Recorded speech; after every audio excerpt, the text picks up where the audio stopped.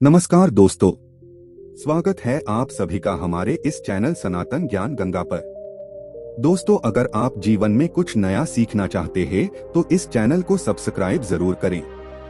श्री शिवाय नमस्तुभ्यम। हर हर महादेव। दोस्तों, एक बार फिर से कई दिनों के बाद हमें प्राप्त हो रही है शुक्रवार की विशेष तिथि। पूज्य गुरु जी कहते हैं कि जब भी शुक्रवार के दिन तो हमेशा आपको गुड़ के टुकड़े वाला यह विशेष उपाय शिवलिंग के सामने जरूर करना चाहिए। ये उपाय करने के बाद अगर आपकी कोई ऐसी विशेष मनोकामना है जो कई सारे प्रयास करने के बाद परिपूर्ण नहीं हो पा रही है, चाहे आपकी धन प्राप्ति की इच्छा हो या आप अपना कोई व्यापार करना चाह रहे हो या आप सरकारी नौकरी में बैठने जा रहे हैं, उसका एग्जाम देने जा रहे हैं या फिर इंटरव्यू देने जा रहे हैं, और या फिर आपकी मकान, दुकान या फिर जमीन से संबंधित कोई मनोकामना है, तो पूज्य गुरु जी कहते हैं कि इस विशेष उपाय को अगर आप हर शुक्रवार के दिन करते हैं तो आपकी ये हर मनोकामना महादेव की कृपा से बहुत ही जल्द परिपूर्ण हो जाएगी। तो चलिए जानते हैं उस विशेष उपाय के बारे में। लेकिन उससे पहले अगर आप भोलेनाथ जी को सच्चे दिल से मानते हो तो इस वीडियो को लाइक करें और चैनल को सब्सक्राइब करके कमेंट में हर हर महादेव जरूर लिखें। लेकिन गुरु जी अपनी शिव महापुराण की कथा में यह बात कई बार बता चुके हैं कि साल में ऐसे बहुत ही कम दिन होते हैं जब हमें शुक्रवार के दिन का दिन मिलता है, जब हमें भौम प्रदोष का दिन मिलता है, यहाँ में सोमवार का प्रदोष दिन मिलता है। पूज्य गुरु जी कहते हैं कि इन 3 दिनों में पड़ने वाला प्रदोष हमारे इस संकटों को, कई समस्याओं को समाप्त करने के लिए बहुत ही अचूक साबित होता है। देखिए, इस वीडियो में हम पूज्य गुरु जी द्वारा बताए गए 2-3 बहुत ही खास उपायों के बारे में बात करेंगे। इनमें से जो भी उपाय आपके लिए सरल हो, आपके लिए आसान हो, वो आप कर सकते हैं। चलिए बात करते हैं गुरु जी द्वारा बताए गए पहले खास उपाय के बारे में। ये उपाय उन लोगों को करना है जिनकी कोई भी विशेष मनोकामनाएं हैं।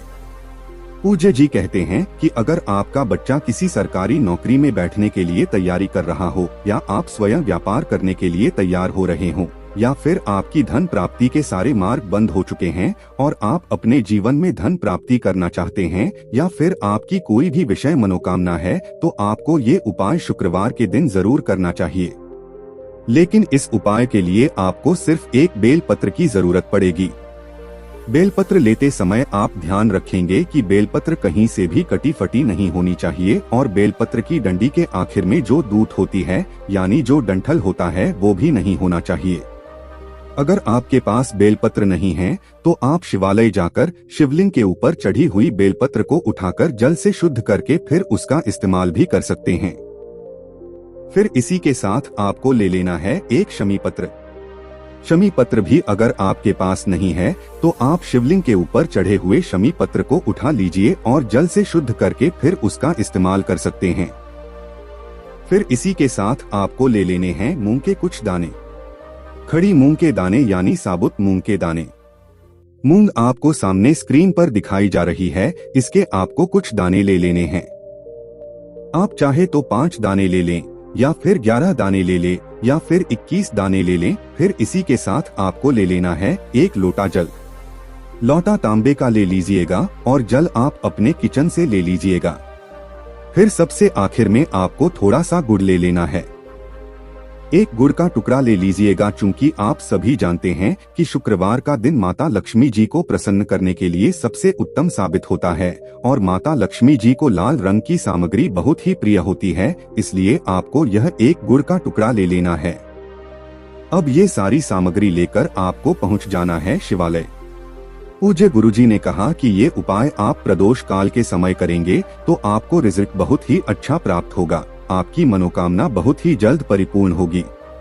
अगर आप प्रदोष काल के विषय में जानकारी नहीं रखते हैं तो आपको जान लेना चाहिए कि शाम को जब सूर्यास्त होते हैं तो उससे 45 मिनट पहले का समय और 45 मिनट बाद का समय, यानी जो 1.5 घंटे का समय होता है, यह प्रदोष काल के समय कहलाता है, और इस समय साक्षात महादेव शिवलिंग में विराजमान होते हैं। इसलिए आप कोशिश करेगा कि इसी समय आप यह उपाय कर लें, और अगर इस समय नहीं कर पाते हैं तो फिर आप पूरे दिन में किसी भी समय इस उपाय को कर सकते हैं। अब शिवालय पहुंचकर सबसे पहले आप जो एक बेल पत्र लेकर आए हैं वो इस एक लोटे जल में डाल लीजिए। आप जो एक शमी पत्र लेकर आए हैं वो इसे एक जल में डाल लीजिए। आप जितने मूंग के दाने लेकर आए हैं उतने मूंग के दाने को इस लौटे जल में डाल लीजिए। और आप जो एक गुड़ का टुकड़ा लेकर आए हैं उस गुड़ के टुकड़े को भी से एक लोटा जल में डाल लीजिए। अब ये सारी सामग्री डालने के बाद आपका यह एक लोटा जल तैयार हो गया है। अब इस एक लोटा जल को आप शिवलिंग के ऊपर धीरे धीरे समर्पित करते जाएंगे और लगातार शिव महापुराण के मूल मंत्र श्री शिवाय नमस्तुभ्यम का स्मरण करते जाएंगे, या फिर आप ओम नमः शिवाय मंत्र का भी स्मरण कर सकते हैं। पूज्य गुरु जी कहते हैं कि जल समर्पित करने के बाद अगर लोटे में कोई सामग्री रह जाती है तो उसको आप हाथ से निकालकर शिवलिंग के ऊपर समर्पित कर दीजिए। इसके बाद आपके जीवन की जो भी विशेष मनोकामना है जिसके लिए आप यह उपाय कर रहे हैं उसको परिपूर्ण करने के लिए आप महादेव से प्रार्थना कर लीजिए।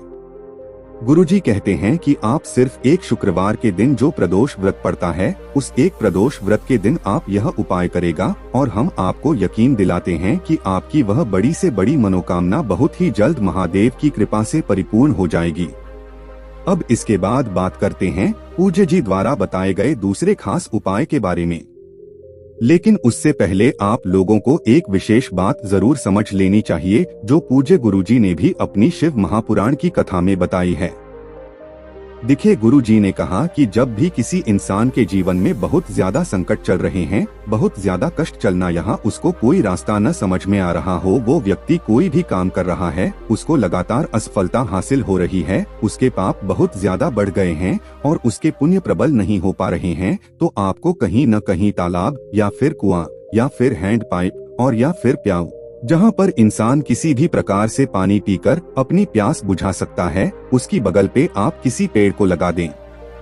अगर आप बेल पत्र का पेड़ लगा सकते हैं तो उसका लगा दीजिए, या पीपल का लगा सकते तो उसका लगा दीजिए, या आप शमी का लगा सकते हैं, या फिर आप बरगद का लगा सकते हैं, या फिर आप नीम का लगा सकते हैं। अगर आप कोई वृक्ष भी लगाते हैं और गर्मी के समय में उस वृक्ष की छांव से किसी व्यक्ति को शीतलता प्रदान होती है तो गुरु जी कहते हैं कि ऐसे कार्य करना उस व्यक्ति के जीवन में लगातार पुण्यों को प्रबल करता जाएगा।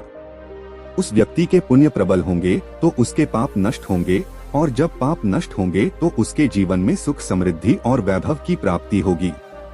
फिर इसी के साथ पूज्य गुरुजी के दूसरे खास उपाय के बारे में बात करते हैं जो आपकी किसी भी प्रकार की मनोकामना को परिपूर्ण करने के लिए है। ये उपाय भी आप चाहे तो शाम को प्रदोष काल के समय में कर ले, नहीं तो पूरे दिन में किसी भी समय कर सकते हैं।